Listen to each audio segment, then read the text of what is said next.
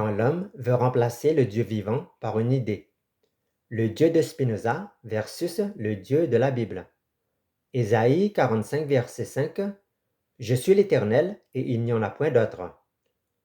Aujourd'hui, nous vivons dans un temps où l'on tolère volontiers toutes les conceptions de Dieu, à condition qu'elles ne dérangent ni la conscience, ni la raison humaine orgueilleuse, ni l'autonomie de l'homme moderne.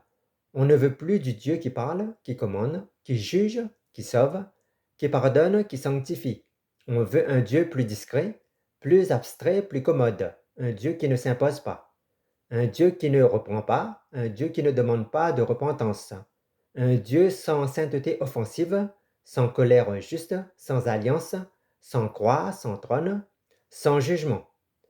Et c'est là que Spinoza surgit, avec une proposition séduisante pour l'esprit naturel.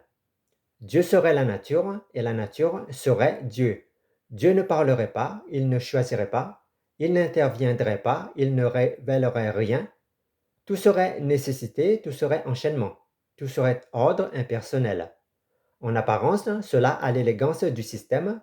En réalité, c'est une négation du Dieu vivant. Car le Dieu de la Bible n'est pas une idée logée dans la tête des philosophes. Le Dieu de la Bible n'est pas une équation métaphysique. Le Dieu de la Bible est le Créateur souverain, le Seigneur de l'histoire, le Père des croyants, le Rédempteur des pécheurs, le juge des vivants et des morts. La question n'est donc pas simplement quel Dieu est le plus rationnel. La vraie question est quel Dieu parle réellement dans l'Écriture. Et là, Spinoza échoue totalement. Premièrement, Spinoza remplace le créateur par le créé. Le premier problème du spinozisme, c'est qu'il dissout la distinction fondamentale entre Dieu et le monde. Dans la Bible, Dieu précède tout. Avant la création, Dieu est. Avant le temps, Dieu est. Avant les astres, Dieu est. Avant la matière, Dieu est aussi. Et avant les lois naturelles, Dieu est encore. Au commencement, Dieu créa les cieux et la terre, selon Genèse 1, verset 1. Le texte biblique ne dit pas au commencement Dieu et la nature ne faisaient qu'un. Il dit Dieu créa. Créer, ce n'est pas se déployer. Créer, ce n'est pas s'exprimer comme une substance qui se transforme elle-même. Créer, c'est appeler à l'existence ce qui n'existait pas. C'est un acte libre, souverain, voulu. Voilà déjà l'abîme entre la Bible et Spinoza. Car chez Spinoza, Dieu n'est plus celui qui crée librement. Il devient la nécessité même de l'univers. Mais une nécessité impersonnelle ne crée pas, elle produit. Elle ne veut pas, elle découle. Elle ne décide pas, elle s'impose. Or, le Dieu de l'Écriture n'est pas un mécanisme cosmique, il est une personne souveraine. Et ici, il faut parler franchement. Si Dieu n'est pas libre, il n'est plus Dieu. S'il est prisonnier d'une nécessité intérieure, alors il n'est plus Seigneur. S'il ne peut pas faire autrement que ce qu'il fait, alors il n'agit pas en roi, mais en système. Et si le monde est simplement une émanation de Dieu, alors la création devient un effet sans liberté et la gloire du Créateur disparaît.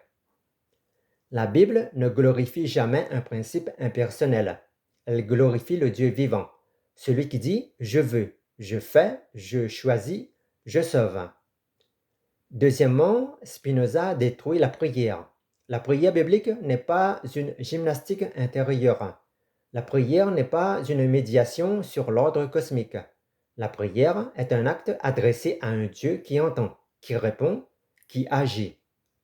Invoque-moi et je te répondrai, selon Jérémie 33, verset 3. Voilà la parole du Dieu biblique. Mais que devient cette parole chez Spinoza? Elle devient impossible. Pourquoi? Parce que si tout est nécessité absolue, alors rien ne peut être autrement qu'il n'est. Si tout découle de l'essence divine de manière inévitable, la prière ne peut pas infléchir le cours des choses. Elle peut peut-être changer l'homme psychologiquement, mais elle ne peut pas toucher un Dieu personnel dans sa volonté, puisqu'il n'y a pas chez Spinoza de volonté libre comme dans la Bible. Or, dans les Saintes Écritures, il est rempli de prières qui demandent, qui implorent, qui intercèdent, qui espèrent une réponse réelle. Les psaumes sont saturés de cette vérité. David ne parle pas à l'univers, David parle à l'Éternel. Il ne contemple pas une nécessité aveugle, il crie vers un père, un roi, un refuge, un secours. Éternel, écoute ma prière, prête l'oreille à mes supplications, selon le psaume 143, verset 1. Si Dieu n'écoute pas, alors la prière devient théâtre. Si Dieu ne répond pas, alors l'espérance devient illusion. Si Dieu ne peut pas intervenir, alors le croyant n'adore plus un Dieu vivant, mais un concept. Le spinozisme rend la prière inutile comme relation. Il peut la conserver comme exercice mental, mais jamais comme une communion. Mais la Bible n'enseigne pas une religion du concept, elle enseigne une religion de la rencontre avec une personne. Troisièmement, Spinoza supprime le miracle et donc l'histoire sainte. Le Dieu biblique agit dans l'histoire. Il libère Israël d'Égypte, il ouvre la mer, il nourrit dans le désert, il fait tomber les murailles de Jéricho, il relève les morts, il guérit les malades, il envoie son Fils, Jésus le Christ, le ressuscité. Le christianisme repose sur une intervention de Dieu dans le réel, mais Spinoza ferme cette porte. Dans son système, le miracle, au sens biblique, devient impossible, ou du moins vidé de sa substance, puisque la nature ne peut pas être suspendue par une volonté libre extérieure à elle-même. Tout n'est que déroulement nécessaire. Tout ce qui doit arriver, tout ce qui arrive doit arriver comme cela arrive. Mais alors, que devient l'Exode? Que devient la résurrection? Que devient la conception virginale? Que devient les guérisons de Jésus? Que devient le tombeau vide? Si Dieu est identique à la nature, il n'y a plus d'entrée de Dieu dans l'histoire, parce qu'il n'y a plus d'extériorité divine à l'histoire. Le Dieu biblique, au contraire, est celui qui vient du dehors. Il parle à Abraham, il descend pour délivrer. Il se révèle à Moïse, et il agit en Christ. Un Dieu qui ne peut pas intervenir n'est pas le Dieu de la Bible. Un Dieu qui ne peut pas faire de signes n'est pas le Dieu de l'Exode. Un Dieu qui ne peut pas ressusciter n'est pas le Dieu de Pâques. Quatrièmement, Spinoza nie le caractère personnel de Dieu. L'Écriture ne présente jamais Dieu comme une abstraction pure. Dieu y parle avec un « je ». Il y a relation, il y a alliance, il y a amour, il y a fidélité. Il y a colère sainte, il y a aussi compassion, volonté, il y a aussi jugement. Regardez le cœur de la révélation biblique. Je serai votre Dieu et vous serez mon peuple. Cette phrase est relationnelle. Elle suppose un Dieu personnel et un peuple capable de répondre. Mais chez Spinoza, Dieu n'aime pas comme une personne aime. Mais Dieu ne choisit pas comme un père qui choisit. Dieu ne s'attriste pas du péché comme un Dieu saint s'attriste. Dieu ne se réjouit pas du retour du pécheur comme le père de la parabole. Tout cela s'effondre dans l'ordre impersonnel de la nécessité. Or, la Bible nous annonce un Dieu qui parle, qui appelle, qui commande, qui invite, qui pardonne. C'est pourquoi l'alliance a un sens. C'est pourquoi le péché a un sens. C'est pourquoi la repentance a un sens. C'est pourquoi la grâce a aussi un sens. Si Dieu n'est pas personnel, alors l'amour n'est plus une relation. Il devient une description du réel. Si Dieu n'est pas personnel, alors le pardon n'est plus un acte. Il devient un mot. Si Dieu n'est pas personnel, alors la sanctification n'est plus une marche avec Dieu. Elle devient une forme d'ajustement intérieur. Mais le Dieu biblique dit « Tournez-vous vers moi et soyez sauvés ». Il ne dit pas « Comprenez la nécessité du réel ». Cinquièmement, Spinoza rend la morale biblique incompréhensible. La Bible ne présente pas seulement Dieu comme créateur, elle le présente comme saint. Et cette sainteté n'est pas un concept vague. Elle est une norme vivante. Elle sépare le pur de l'impur, le juste de l'injuste, le vrai du mensonge. Soyez saints car je suis saint, selon Lévitique 19, verset 2. La morale biblique suppose une volonté divine qui commande. Elle suppose une autorité morale réelle. Elle suppose un bien et un mal objectifs devant Dieu. Chez Spinoza, le mal n'a plus le même statut. Il est souvent ramené à l'ignorance, à la privation, à une perception inadéquate de la réalité. Mais la Bible ne parle pas du péché comme d'une simple erreur de compréhension.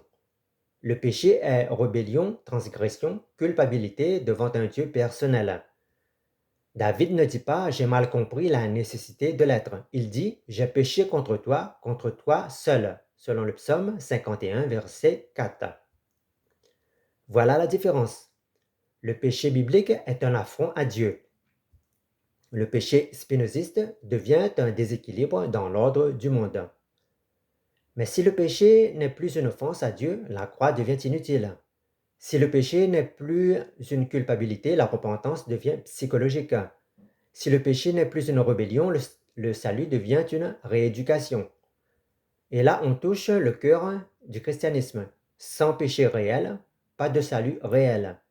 Sans sainteté divine, pas d'expiation. Sans jugement, pas de grâce. Spinoza peut parler de sagesse, mais il ne peut pas parler de pardon biblique. Il peut parler d'ordre, mais il ne peut pas parler de réconciliation.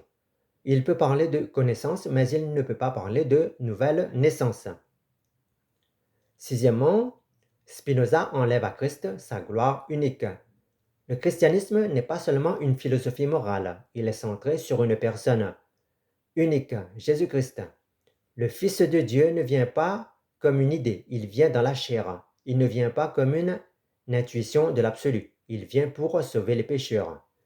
Le Verbe a été fait chair et il a habité parmi nous, selon Jean 1, verset 14. Que devient ce verset chez Spinoza? Que devient l'incarnation si Dieu est nature et nature sont identiques? Que devient l'union du divin et de l'humain si le divin est déjà partout comme totalité impersonnelle? Le christianisme proclame que Dieu est venu vers l'homme en Jésus-Christ, non pas seulement comme vérité philosophique, mais comme rédempteur historique. Il est né, il a souffert, est mort et ressuscité, et il reviendra. Le spinozisme n'a pas de place pour ce drame glorieux. Il a des structures, pas une croix. Il a des nécessités, pas un Golgotha. Il a un ordre, pas un sauveur. Mais l'évangile n'est pas l'annonce d'un ordre. C'est l'annonce d'une personne. Ce n'est pas comprenez le tout. C'est voici l'agneau de Dieu qui ôte le péché du monde. Et si l'on retire la liberté de Dieu, on retire la croix de son sens, car la croix est l'acte d'amour souverain d'un Dieu libre, non l'autodifférenciation d'une substance. Septièmement, le Dieu de Spinoza ne peut pas être adoré.